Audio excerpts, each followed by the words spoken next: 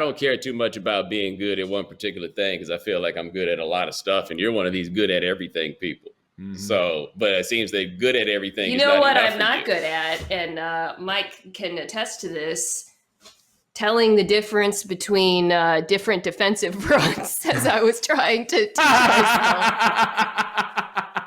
Welcome to Highly Questionable, where Mina really does this in her spare time. And Mike Golic Jr., who actually played football, is looking at that like I am, like, wow, word. Is it time for the 76ers to panic? Oh, wow, we're going there already, all right? Joel Embiid left the game because he had knee soreness is what they called it. He got banged up in the game. He only played 11 minutes. Ultimately, the Sixers lost to the Wizards with the Wizards playing for their season. Now, look, we know the Wizards are still ultimately going to lose this. I get it, but I'm really not panicking about a team with their backs all the way against the wall, beating a team that did not have its superstar player. Like, to me, panicking is I don't know if they can beat the Wizards. Not so sure about how well they're going to do against anybody else, though. Like, if there's no Embiid, then no, I don't think that they can beat the Hawks, who I termed it knee soreness. Nobody's ever left a playoff game because something was sore, right? It takes a little bit more than that before you get to that point. But for the Sixers, Tobias Harris has got to be like a primary shot creator because Ben Simmons can't do it, and you can't give the ball to Ben Simmons, it seems, because people are going to start to hack him. Harris was 8 for 24 in the course of this game without Embiid. And if you're going to have Simmons on your team, whoever your other max type guy is going to have to be a guy that can go out there and get shots and win games for you in that way. Do you think that guy is Tobias Harris? I don't think that guy is Tobias Harris. I don't think the Sixers are going to win the East, but I don't think that means it's time to panic per se. Yeah, the only reason people are panicking is because it's Joel Embiid, and we know his injury history. Like, if any other player went out with knee soreness, we probably wouldn't be that worried. But even watching him take a fall, in which he did not grab his knee, the announcers thought it was his back or his butt, that is concerning. It's especially concerning because if you were watching this game at the end, when they were doing Hack-a-Ben, every time he would walk up to the free throw line, the camera would ISO on him. I swear, he looked like a college kicker lining up for a 50-yard field goal, like utter despair in his face. That does not elicit confidence in him. And he actually made half of his free throws, Bomani, but he is 5 for 20 in the series, which I believe is a playoff record. You know what? I can say confidently, that is the worst I've ever seen any player shoot free throws. So no, if they don't have Joel Embiid, they aren't getting out of the East. Yeah, I think the worry is a lot more existential for Philadelphia than just, like Bomani said, they're not going to lose this series to this Wizards outfit. But we know where the expectations were, especially because of what this season felt like. Finally, a coronation of so much of what Philly had been building toward, and a unique opportunity where you finally had a Joel Embiid healthy for long enough to be considered for an MVP, and he still missed 21 games over the course of this season. So for it to pop up in a situation where it didn't look like the primary injury that should have come from that particular instance, and now you are faced with the prospect of a year where, if you don't get this dude back, you're going to walk out of it without an MVP for the biggest star in your city's basketball team, without maybe even an Eastern Conference Finals appearance, let alone a win on that stage. And now all of a sudden you've got the same old questions popping up about this team, because you're right, the one source of confidence that this team had comes from Joel Embiid. It became very clear when he was off the court, you're not going to draw that from anywhere else around there. And if that foundation time and time again is cracked when you need it, then you got a lot bigger questions Philadelphia would spend their offseason wrestling.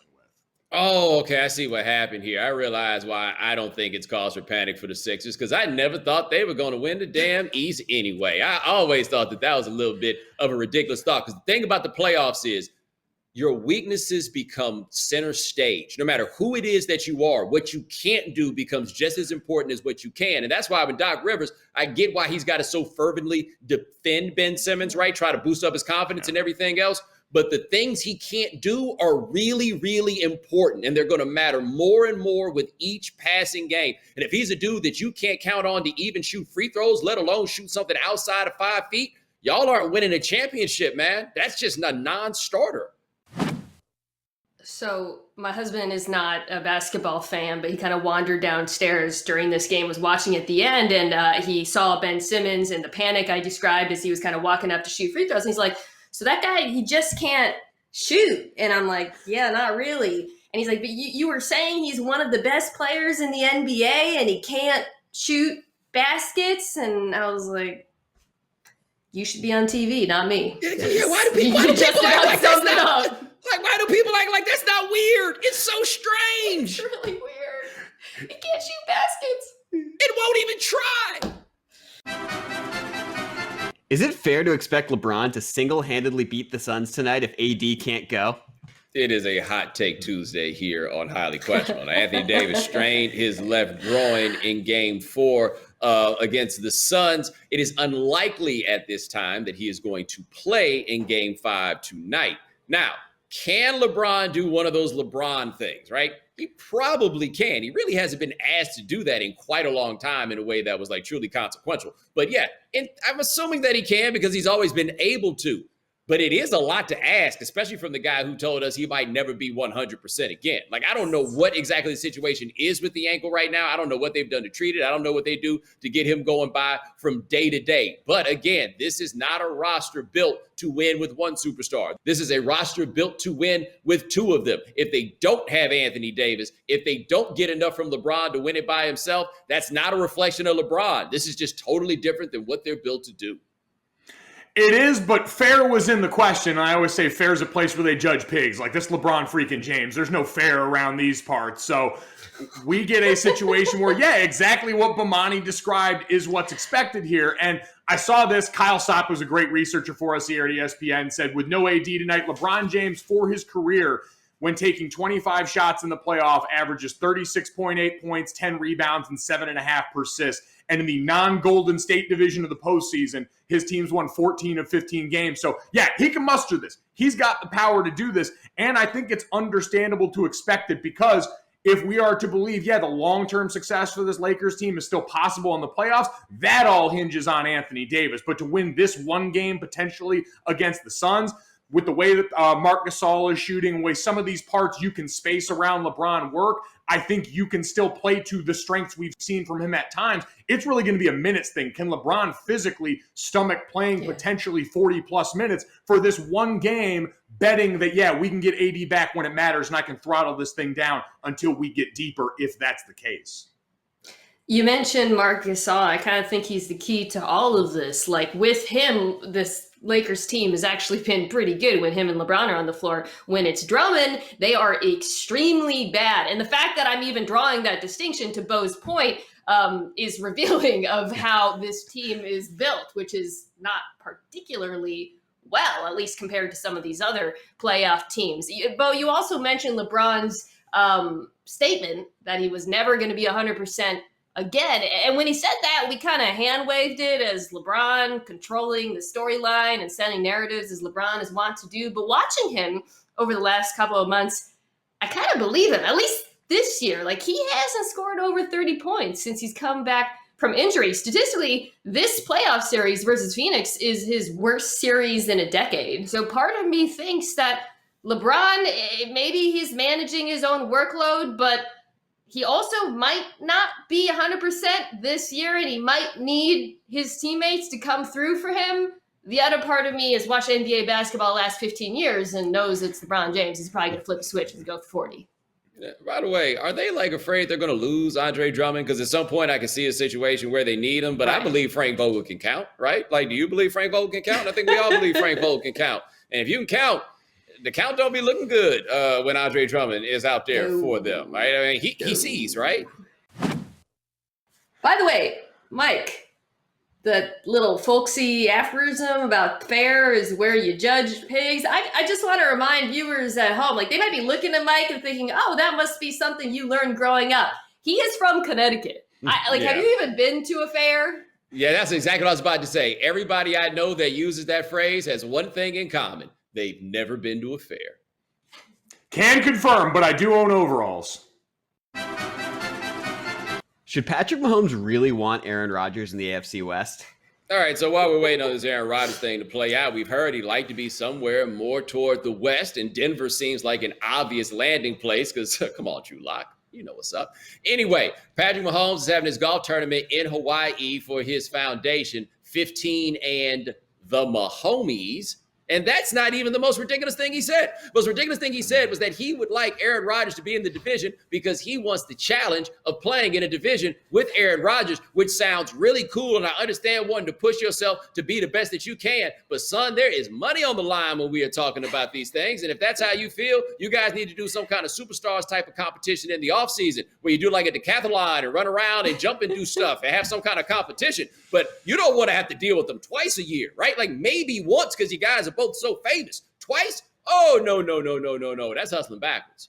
Yeah, this is pure quarterback speak, right? Like, oh, I want to play the best of the best. I want him in my division. If Patrick Mahomes, we're being honest, if we were able to get some truth serum in him, he would say, hell no. And not just because Aaron Rodgers is good. Actually, Patrick Mahomes is still the best quarterback on the planet, but because the Denver Broncos have a better roster than the Chiefs. And like, if you were to throw Aaron Rodgers into the mix, they would truly contend. And Bo, I see you looking skeptical, but they have very good skill players: Courtland Sutton, Jerry Jeudy, Noah Fant, decent offensive line, and arguably a top 3 defense in the NFL with Von Miller coming back in that secondary they put together. It is such a cliche to say a team is a quarterback away, but I truly believe that's true about Denver. Now, again, the Kansas City Chiefs are the favorite to win the Super Bowl. They will be as long as Patrick Mahomes is playing football, but you do not want Aaron Rodgers on that particular Denver team. And by the way, I loved how in dismissing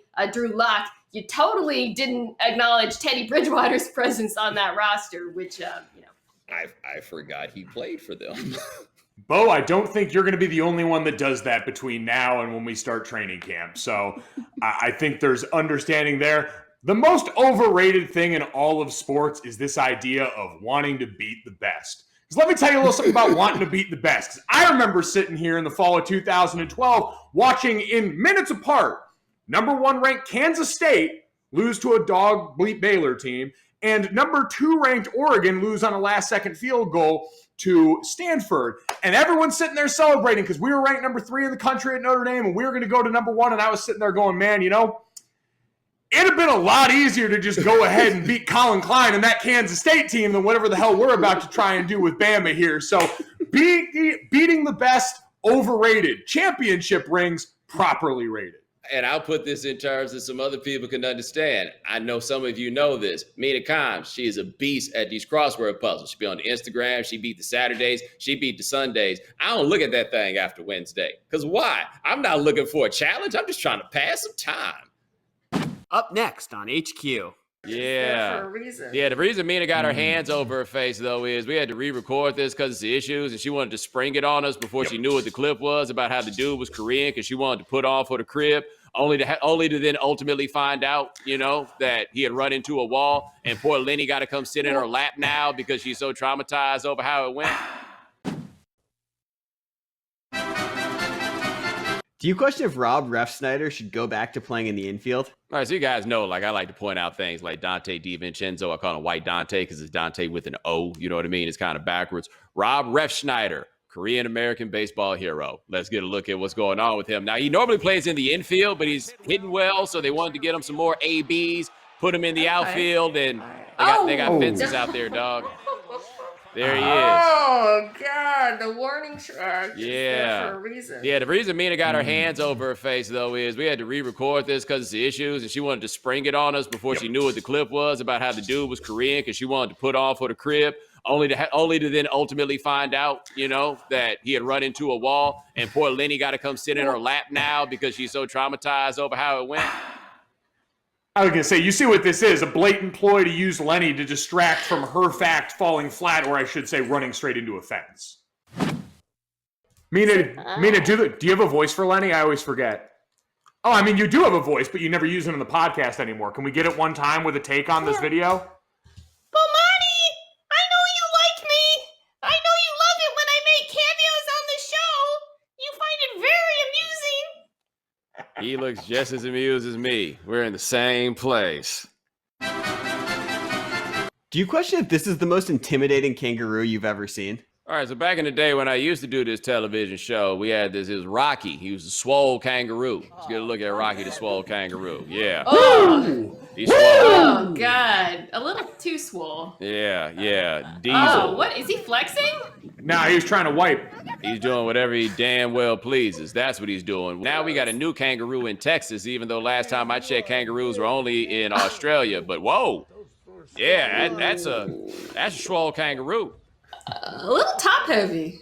Well, I also find it interesting that there don't seem to be too much pectoralis major there, right? Like all he does is kickbacks. He don't do no push-ups and no chest work. It normally don't work like that. That gave me big energy of like, you talking to my girl, bro? You good here? Bring them in real close. Honestly, this seems like the solution for all these NBA stadium security problems we've been having. Swole army of kangaroos lining the court here. Come get a taste, fanboy. No. I was about to go along with Bo and say, well, that kangaroo's skipping leg day. Anyone could take down that kangaroo. But I don't know if you guys have noticed, I can't even get my own dog down. I don't know if I'm the person to be, talking about that kangaroo that way. Can someone on the internet give me a Photoshop of Lenny's head on that kangaroo's body? Because now I need it more than I need it. I got news for you. If Lenny ever gets that swole, they got to take him back wherever he came from. You can't have that in your house. So speaking of swole kangaroos, I don't know if you guys saw that poll that like YouGov did of various animals asking people if they thought they could fight them or take them out by gender, notably. Okay, so yeah, beating in a fight. So this was stunning to me for a number of reasons. One of which is just all those people think they could beat an elephant. Yeah, I mean, I think the grizzly bear is still the gorilla. People, does that say chimpanzee? Yes. Oh, dude, you do not want to mess with chimpanzees. They rip people's faces off. Well, now it begs the question for you guys, too. Grizzly bear or gorilla, which one do you think you have a better chance of surviving? Yeah, no. The answer is no. Grizzly bear. Absolutely grizzly bear. Yeah, I feel like it's got to be the grizzly, right? Like the gorilla's got a little bit too much going on for him. There's a little bit too much dexterity there. Like I feel like eventually my human brain going to be able to outmaneuver the bear if need be. Like, I don't feel good about it, but I really don't feel great about the gorilla. What the hell you do with your brain that is going to allow you to get away from a grizzly bear? More than would allow me to get away from a gorilla. I'm just saying, but you're like, your brain will figure out, like, this is not... You ain't gonna outthink this grizzly bear situation, right? Listen, I have seen mothers deadlift a truck to save babies, so I have no idea what my body is capable of if it's put in those kind of situations. Speaking of, did you see this video of a mother taking out a grizzly bear today? Okay, watch. Might be a grizzly, but it's a bear. Oh, yeah. Okay. Watch this woman. Yeet! Bam! Oh, you see the bear comes back and... Oh, I thought it was coming back for more. He cut her some slack. He won't cut you no slack. That was a mama bear defending her cubs, and that woman defending her dogs still said, no, this isn't how it's going to be right there. Lenny, you're in capable hands over there. Tonight at 9 p.m. Eastern, Game 5, Trailblazers and Nuggets. Yo, so this is the series that's just kind of there. Like, it's not ending, but it's also not been particularly interesting. It's just been kind of sloppy, but we are here for Game 5. And Dame Lillard, he's here too. You know, this is the one. This is the game right here. And this ain't a situation where we need to just be like, all right, lock in. We got to have this game. You know, we said that after Game 1, and we went out there and got blasted. Like, we gotta walk the walk on this one. You know, this is the big one. This is it right here. That's a man running out of things to say about Game 5s in the playoffs, right? Like, this the pivotal Game 5. You really don't need to get him to say anything else. Game 5 is only one thing, but it's 2-2. Pivotal. Mina, you intrigued? Am I intrigued to see who's going to get bounced in the next round in the West? No, I'm not intrigued. I'll watch the game, though. I will watch, but this is probably the least interesting series right now.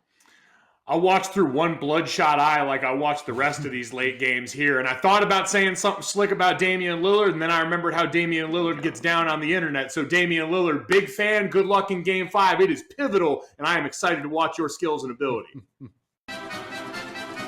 All right, that is our show. Check out the Mina Kimes Show with Lenny. It's a podcast. It's kind of got a dog on it. Also, Mike Golic Jr., 4 to 7 Eastern, ESPN Radio, Chennai and Golic.